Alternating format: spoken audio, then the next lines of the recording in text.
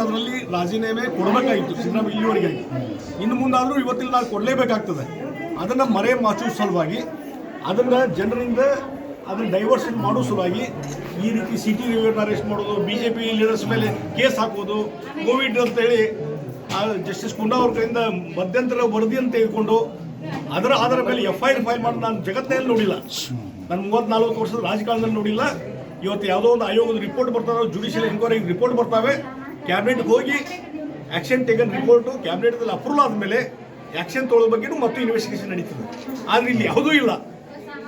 ಕುಂಡಾ ಅವ್ರದ್ದು ರಿಪೋರ್ಟ್ ಬಂತು, ಮಧ್ಯಂತರ ರಿಪೋರ್ಟು, ಪೂರ್ಣ ಪ್ರಮಾಣದ ರಿಪೋರ್ಟು ಬಂದಿಲ್ಲ. ಅದರ ಆದಮೇಲೆ FIR ಹಾಕ್ತಂದ್ರೆ ರಾಜಕೀಯ ಒಂದು ಹುನ್ನಾರ, ರಾಜಕೀಯವಾಗಿ ಅಪೋಸಿಷನ್ನವ್ರನ್ನ ಒಂದು ಹಡಿಲಿಕ್ಕಿದೊಂದು ತಂತ್ರದಲ್ಲಿ ರಾಜೀನಾಮೆ ಕೊಡಬೇಕಾಗಿತ್ತು ಸಿದ್ದರಾಮಯ್ಯ ಇಲ್ಲಿವರೆಗೆ. ಇನ್ನು ಮುಂದಾದರೂ ಇವತ್ತಿನ ನಾವು ಕೊಡಲೇಬೇಕಾಗ್ತದೆ. ಅದನ್ನು ಮರೆ ಮಾಚುವ ಸಲುವಾಗಿ ಅದನ್ನು ಜನರಿಂದ ಅದನ್ನು ಡೈವರ್ಷನ್ ಮಾಡೋ ಸಲುವಾಗಿ ಈ ರೀತಿ ಸಿಟಿ ರಿವ್ಯೂನ ಅರೆಸ್ಟ್ ಮಾಡೋದು, BJP ಲೀಡರ್ಸ್ ಮೇಲೆ ಕೇಸ್ ಹಾಕೋದು, ಕೋವಿಡ್ ಅಂತೇಳಿ ಜಸ್ಟಿಸ್ ಕುಂಡಾ ಅವ್ರ ಕಡೆಯಿಂದ ಮಧ್ಯಂತರ ವರದಿ ಅಂತ ತೆಗೆದುಕೊಂಡು ಅದರ ಮೇಲೆ FIR ಫೈಲ್ ಮಾಡಿ ನಾನು ಜಗತ್ತಿನಲ್ಲಿ ನೋಡಿಲ್ಲ. ನಾನು 34 ವರ್ಷದ ರಾಜಕಾರಣದಲ್ಲಿ ನೋಡಿಲ್ಲ.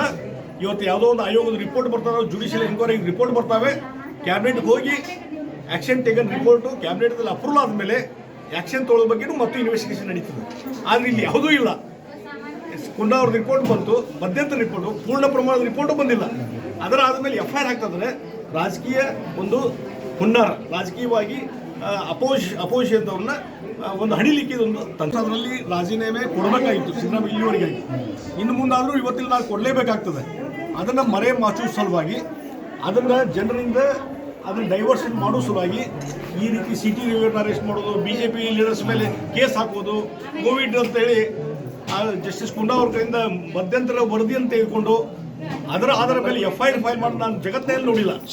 ನಾನು 34 ವರ್ಷದ ರಾಜಕಾರಣದಲ್ಲಿ ನೋಡಿಲ್ಲ. ಇವತ್ತು ಯಾವುದೋ ಒಂದು ಆಯೋಗದ ರಿಪೋರ್ಟ್ ಬರ್ತಾವೆ, ಜುಡಿಷಿಯಲ್ ಎಂಕ್ವೈರಿ ರಿಪೋರ್ಟ್ ಬರ್ತಾವೆ, ಕ್ಯಾಬಿನೆಟ್ಗೆ ಹೋಗಿ ಆ್ಯಕ್ಷನ್ ಟೇಕನ್ ರಿಪೋರ್ಟು ಕ್ಯಾಬಿನೆಟ್ದಲ್ಲಿ ಅಪ್ರೂವಲ್ ಆದಮೇಲೆ ಆ್ಯಕ್ಷನ್ ತೊಗೊಳ್ಳೋ ಬಗ್ಗೆಯೂ ಮತ್ತು ಇನ್ವೆಸ್ಟಿಗೇಷನ್ ನಡೀತದೆ. ಆದರೆ ಇಲ್ಲಿ ಯಾವುದೂ ಇಲ್ಲ. ಕುಂಡಾ ಅವ್ರದ್ದು ರಿಪೋರ್ಟ್ ಬಂತು, ಮಧ್ಯಂತರ ರಿಪೋರ್ಟು, ಪೂರ್ಣ ಪ್ರಮಾಣದ ರಿಪೋರ್ಟು ಬಂದಿಲ್ಲ. ಅದರ ಆದಮೇಲೆ FIR ಹಾಕ್ತಂದ್ರೆ ರಾಜಕೀಯ ಒಂದು ಹುನ್ನಾರ, ರಾಜಕೀಯವಾಗಿ ಅಪೋಸಿಷನ್ನವ್ರನ್ನ ಒಂದು ಹಡಿಲಿಕ್ಕಿದೊಂದು ತಂತ್ರದಲ್ಲಿ ರಾಜೀನಾಮೆ ಕೊಡಬೇಕಾಗಿತ್ತು ಸಿದ್ದರಾಮಯ್ಯ ಇಲ್ಲಿವರೆಗೆ. ಇನ್ನು ಮುಂದಾದರೂ ಇವತ್ತಿನ ನಾವು ಕೊಡಲೇಬೇಕಾಗ್ತದೆ.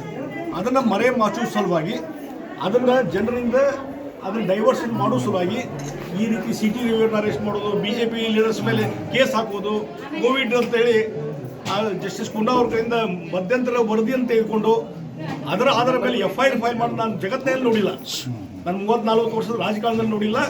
ಇವತ್ತು ಯಾವುದೋ ಒಂದು ಆಯೋಗದ ರಿಪೋರ್ಟ್ ಬರ್ತಾವೆ, ಜುಡಿಷಿಯಲ್ ಎಂಕ್ವೈರಿ ರಿಪೋರ್ಟ್ ಬರ್ತಾವೆ, ಕ್ಯಾಬಿನೆಟ್ಗೆ ಹೋಗಿ ಆ್ಯಕ್ಷನ್ ಟೇಕನ್ ರಿಪೋರ್ಟು ಕ್ಯಾಬಿನೆಟ್ದಲ್ಲಿ ಅಪ್ರೂವಲ್ ಆದಮೇಲೆ ಆ್ಯಕ್ಷನ್ ತೊಗೊಳ್ಳೋ ಬಗ್ಗೆಯೂ ಮತ್ತು ಇನ್ವೆಸ್ಟಿಗೇಷನ್ ನಡೀತದೆ. ಆದರೆ ಇಲ್ಲಿ ಯಾವುದೂ ಇಲ್ಲ. ಕುಂಡಾ ಅವ್ರದ್ದು ರಿಪೋರ್ಟ್ ಬಂತು, ಮಧ್ಯಂತರ ರಿಪೋರ್ಟು, ಪೂರ್ಣ ಪ್ರಮಾಣದ ರಿಪೋರ್ಟು ಬಂದಿಲ್ಲ. ಅದರ ಆದಮೇಲೆ FIR ಹಾಕ್ತಂದ್ರೆ ರಾಜಕೀಯ ಒಂದು ಹುನ್ನಾರ, ರಾಜಕೀಯವಾಗಿ ಅಪೋಸಿಷನ್ನವ್ರನ್ನ ಒಂದು ಹಡಿಲಿಕ್ಕಿದೊಂದು ತಂತ್ರ.